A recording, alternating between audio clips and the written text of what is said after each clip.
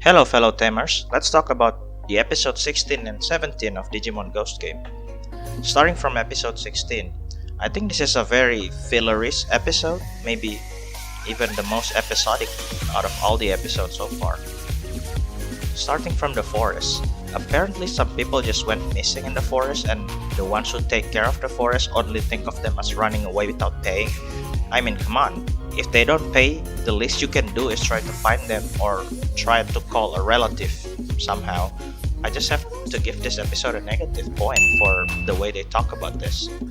Now, Hiro seems to want to go camping with Gamamon only, and Hiro seems to know the caretaker of the forest, so they let him go to the forest alone, even knowing the strange accidents that has been going on. I mean, come on, Hiro is just a middle school kid, and they just let him go alone to a forest where strange accidents has been occurring.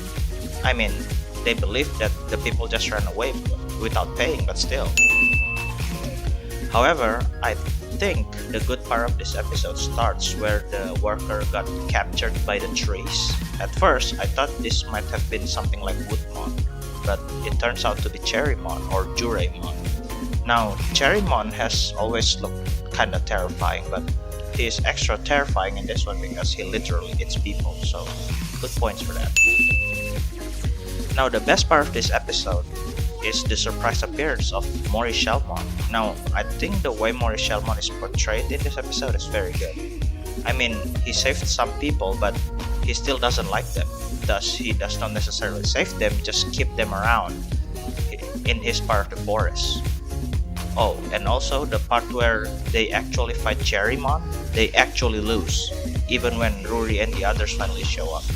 This is very cool since Cherrymon is one level higher than any of them, so pretty good.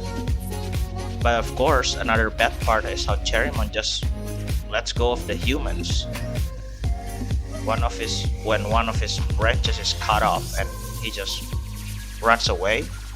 This is very BS, I must say, but alright, he has been through many great episodes recently, so I'll let this one slide with just one negative. Now, moving to episode 17, I feel like this episode went dark way too quickly, which is good. I mean, I swear Kyoshiro and Hiro could literally die in this one, so point for the insanity of this situation there. Okay, so now Kyoshiro apparently built a factory? Okay, just how much of a genius is this guy? He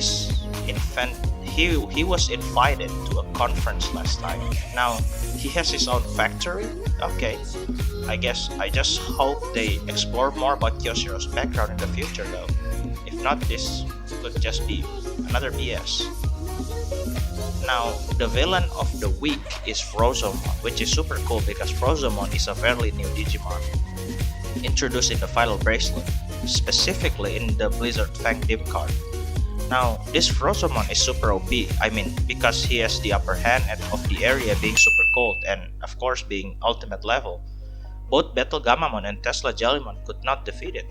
Again, every time relevant power scaling happens in the series, I'll give it a thumbs up.